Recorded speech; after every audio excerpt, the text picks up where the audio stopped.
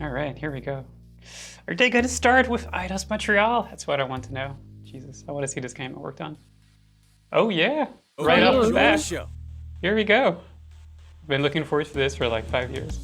There we go. Cat's out of the bag. Oh, really? Yay! Oh. Oh wow, they've done such a fantastic job with those. This is insane. Yeah, I did not expect this at all, actually. Wow. Looks very good and fun. I love this. Yeah, did you guys see the fur on the raccoon there? Jesus. Yeah. Yeah. Yeah, just the hair too. It looks really, really awesome. You can see like you can see the rain land on Star-Lord's jacket. You can see the little scintillating things there. It's kind of impressive. Ooh, that's nice. Jesus. That looks like the YouTube sign, by the way. Let's fight the YouTube algorithm, guys. Let's fight the content claims. Oh, yeah. It looks tasty though.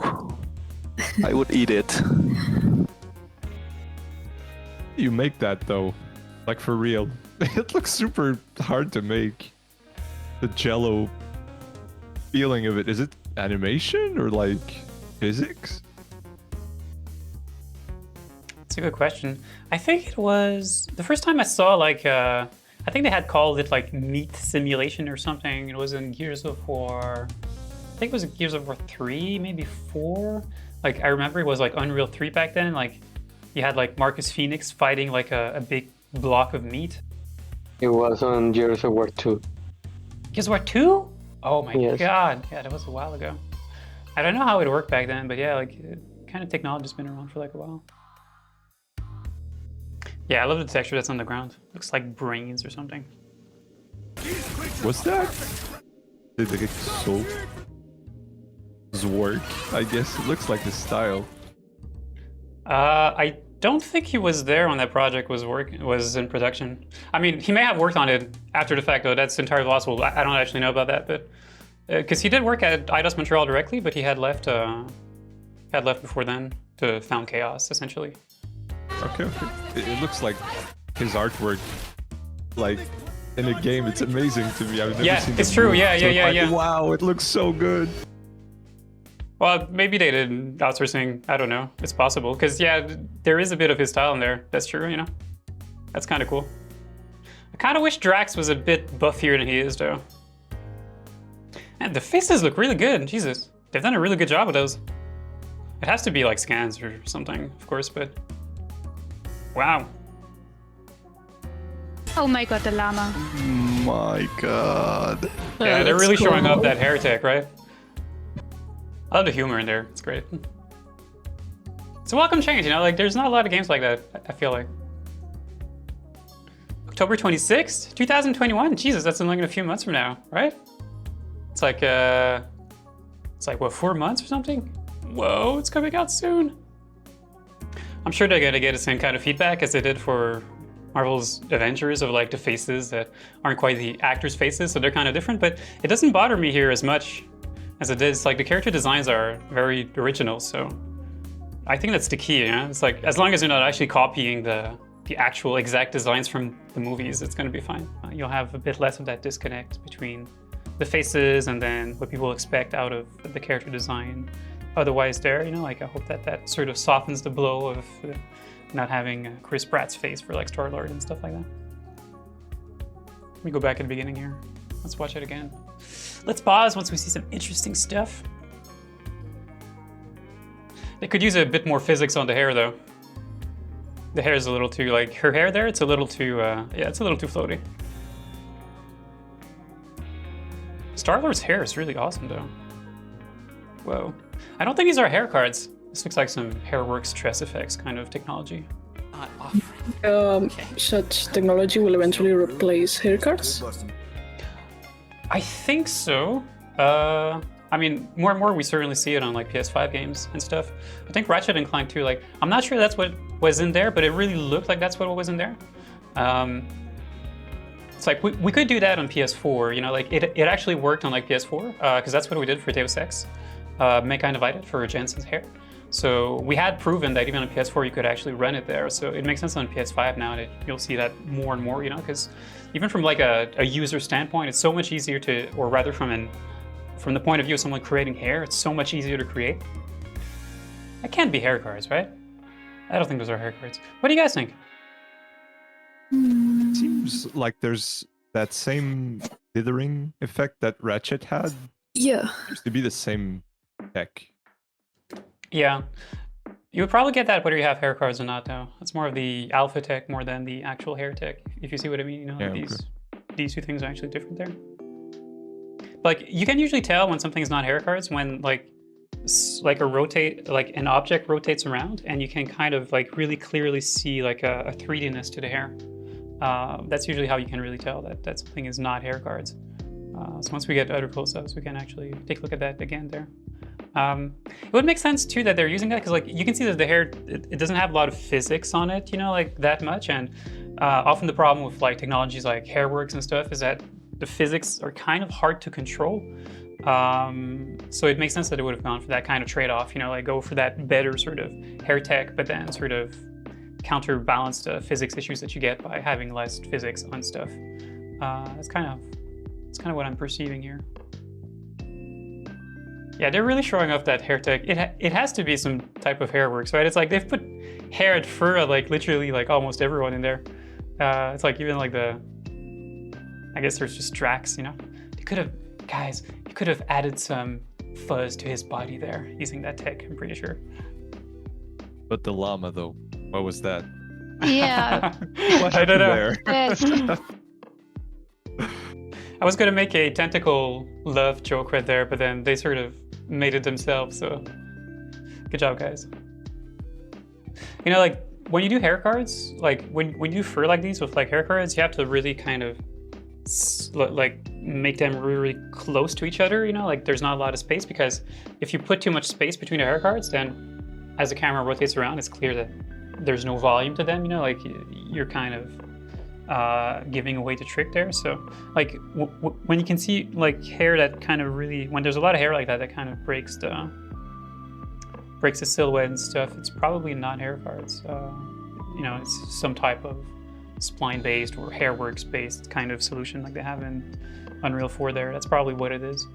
When we were using that technology on Deus Ex there, one of the biggest issues that we had was that, yeah, we could run it on PS4, that was fine, but one of the biggest issues that we had was that it was really hard, or in fact, I don't think we had any sort of shadowing between the hair, you know, there was no shadows. I really hope that on PS5 that we see that now, you know, like we really see when this kind of technology is used, we start seeing more shadows.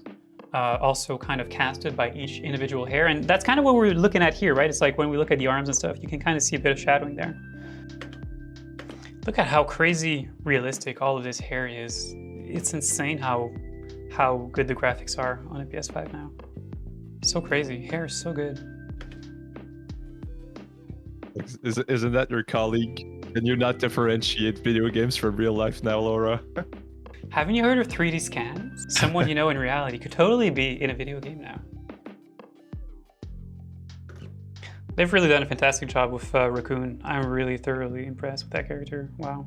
You know, like when I was there, it was probably my biggest worry was like, how will that character turn out with like all the fur and stuff? You know, like especially how will the fur react to like animation too? You know, because it's not just enough to make like a nice fur for a character that's static, but you know, he's obviously moving a lot. He's talking a lot. You know. They've really done a fantastic job there. Wait, did Groot just water himself? Oh no, okay, he's actually drinking. I thought he like poured like water over himself or like something.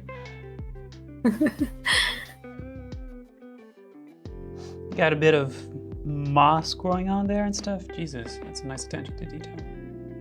Yeah, I love the details there. Yeah, I love that more and more we see games doing that, right? It's like we see a lot more games who really like take care to really kind of, you know, these kind of materials, these kind of fuzzy materials that kind of, you know, in real life you do expect there to be a little bit of hair, a little bit of fuzz, a little bit of moss. It's kind of breaking the silhouette there. You know, like what we had seen on Horizon there. I like that more and more games, like they really take that seriously and they really kind of make it so that like these kind of small materials, like you really just break the silhouette of them with just a bit of like, maybe like hair cars and small texture on it or something else there. Like, I like that we're seeing that more and more in games. Kind of funny to me how he's an anatomically accurate wood plank. Like if you look at his forearms, it kind of feels okay, but it's just wood. So it's nice. Like fantasy built on reality and cool to look at. Yeah.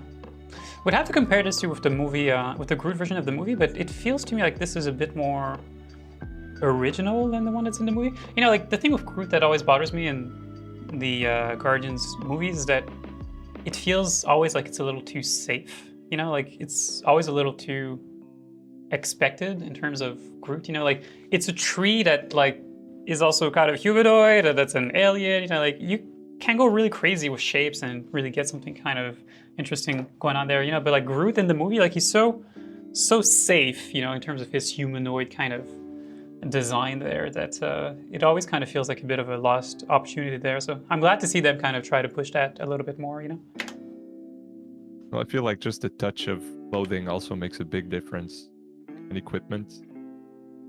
It really feels like Drax is the only one whose design isn't, I suppose, I don't know if as original, but he feels kind of, he's like straight out of the movie, right? But like, it's kind of the only one like that. As you said, he's not mountainous like Bautista is. He feels a bit deflated. Like he's super buff, but he's not as like huge. But his clavicles are cool though. That's nice. His clavicles? Yeah, he's got like. It's oh yeah, it's burnt. kind of crazy. It feels like so much muscle. It's bulging out. Yeah. Yeah, there's some like interesting stuff that's happening there with like. It's very like alien too, right? It's like all the surface detail that's kind of there. That's kind of cool. Ooh, guys, skidding! Fix this! Oh no! No! Oh no! Minus 5 Metacritic. Well, it's just that, you know, the line is kind of going like this feels like this feels like there's a vertex that's kind of out of place there or something, you know? Or is it his tattoo? Is that what? Oh no! Oh my god! No, it's not wanted. I think that was kidding. Yeah. Oh yeah. I think. Oh yeah. Skinning. Oh my god. Whoa! Like every little thing that's there actually breaks silhouette. So that's, you know, like I would have seen that first. I'm like, maybe this is parallax occlusion mapping, but the fact that it actually breaks the silhouette there means that it's not that. It's either straight up into geometry or it's some type of displacement map.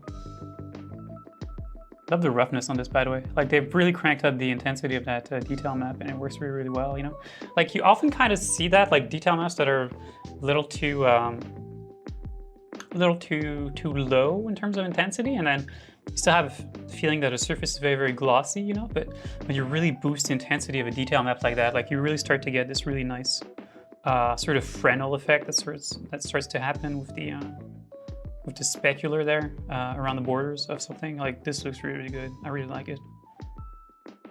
There's really something to be said about the environments as well. I don't know how many planets there will be, but God, the concept arts were just like, look at that. It looks so good. It looks so original, and like you want to go there and just explore with all that beautiful lighting. Is that ray traced light? Probably is. I don't know. It's hard to tell. Oops.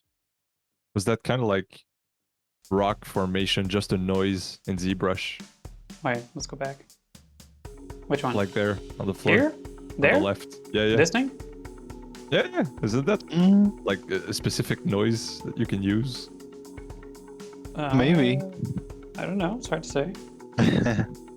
There's like actually a bunch of programs that people can buy or rather not buy. I think they're all actually free to get like some really like interesting like 3D noises and stuff. Like the one that comes to mind is Mandelbrot 3D. I don't know. Have you guys ever heard of that?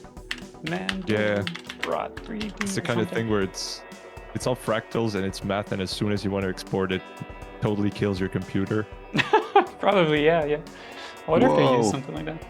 Yeah, like it's a thing where like you can actually do like 3D noise or 3D like Mandelbulb or something like 3D fractal stuff, and can get like kind of weird shit like that, like what they're using. I don't know that they're using something like this, but it just reminds me of that, right? It's like, But it works like- with as only textures, or is it actual geometry?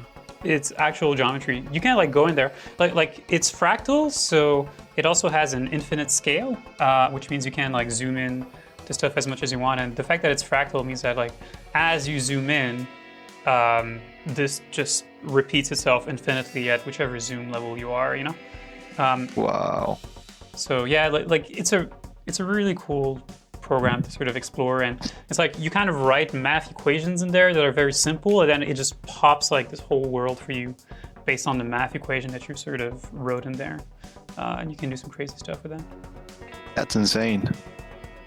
I heard that it's super lightweight since it's not geometry in the software, like from what I heard, because it's just maths generating all of that, but I don't know how you take it out of it. That was the problem. You can't export it because then it's infinite polygons, so it doesn't work. Yeah, there has to be some way to export this out, right? As like an OPJ, and you set the resolution Yeah, for it or probably. something. There has to be something like that. Like, Or you put a geometry importance volume somewhere, and you're like, I want this chunk.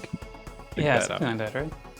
This like actually reminds me of like the inside of like engines of cars for some reason.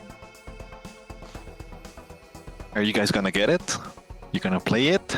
No, I will for sure. Probably. It looks really fun.